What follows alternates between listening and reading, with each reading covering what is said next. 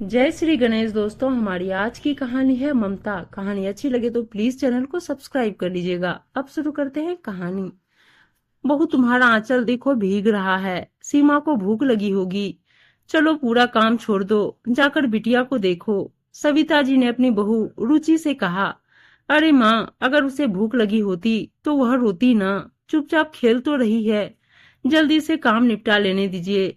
कुछ बच्चे भूख लगने पर भी नहीं रोते। बिल्कुल अपने पिता पर गई है सीमा। मेरा बेटा भी तो ऐसा ही था। ना चाहते हुए भी एक एक करके पुरानी घटनाएं चलचित्र की भांति सविता जी की आंखों के सामने घूमने लगी। बहू, काम चोरी का अच्छा बहाना मिल जाता है तुम्हें। आधा काम छोड़कर बैठ जाती हो बच्चे को लेकर।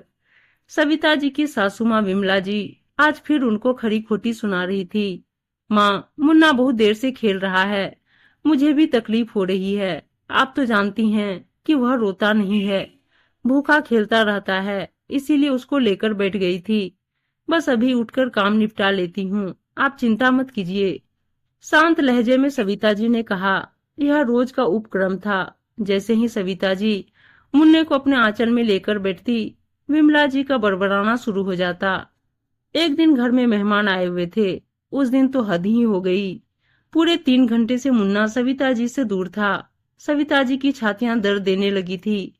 जैसे ही वह उसको लेकर बैठी कि विमला जी ने सभी मेहमानों के सामने सविता जी को जोर जोर से डांटना शुरू कर दिया। कितनी कामचोर बहू है।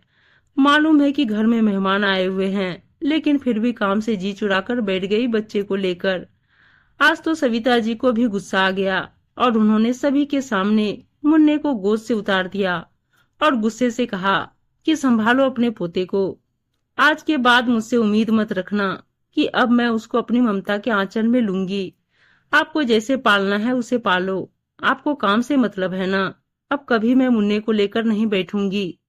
मेरा बच्चा भूखा खेलता रहता है। ना तो आपको मेरा दर्द दिखता है और ना ही मेरे बच्चे की भूख। आपको तो बस काम प्यारा है, तो बस सारा दिन अब आप मुझसे काम ही करवाना, कहकर फूट फूट कर रोने लगी। सारे मेहमान स्तब्ध रह गए थे। यह सब देखकर सभी ने विमला जी को बुरा भला कहा। ऐसा भी क्या काम कि 2 घड़ी सुकून से माँ बच्चे को लेकर भी ना बैठ सके। ऐसा भोजन तो हमें भी नहीं करना। हम सभी आपके यहाँ से ऐसे ही जा रहे हैं। बाहर होटल में खाना खा लेंगे। सारे रिश्तेदारों के सामने तमाशा बनकर रह गई थी विमला जी। अपनी गलती का एहसास उन्हें अच्छी तरह से हो गया था। तुरंत उन्होंने एक पल गंवाए बगैर सविता जी से कहा, बहू मुझे माफ कर दो। आज से मैं कभी तुमसे कुछ नहीं कहूंगी। अरे मैं तो सठिया गई हूँ, तुम तो समझदार हो। यह कहकर उनकी गोद में मुन्ने को दे दिया। मुन्ने की मासूम आंखें देखकर माँ की ममता भी कितनी देर तक नाराज रहती।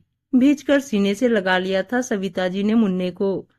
एक ठंडी सांस भरकर सविता जी ने रुचि से कहा, काम तो जिंदगी भर कभी खत्म नहीं होता, लेकिन एक मासूम तुम्हारी गोद में है जो कि सिर्फ और सिर्फ तुम्हारे ऊपर आश्रित है।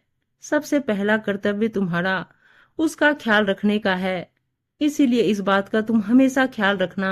अब मुझे कभी तुम्हें दोबारा टोकना ना पड़े। ऐसा भी क्या काम कि 2 घड़ी सुकून से माँ बच्चे को भी ना लेकर बैठ सके। रुचि ने खुश होकर सविता जी के गले में अपनी बाहें डाल दे और कहा कि सचमुच मैं कितनी खुशनसीब हूँ जो मुझे आपकी जैसी समझदार माँ मिली। सविता जी ने भी हंसते हुए कहा, चलो अब सास बहू और माँ बेटी के रिश्तों की खिचड़ी बाद में पकती रहेगी। देखो सीमा रो रही है क्या। उम्मीद है दोस्तों कहानी अच्छी लगी होगी और अच्छी अच्छी कहानियां सुनने के लिए चैनल को सब्सक्राइब और वीडियो को लाइक शेयर जरूर कर दीजिएगा। धन्यवाद दोस्तों।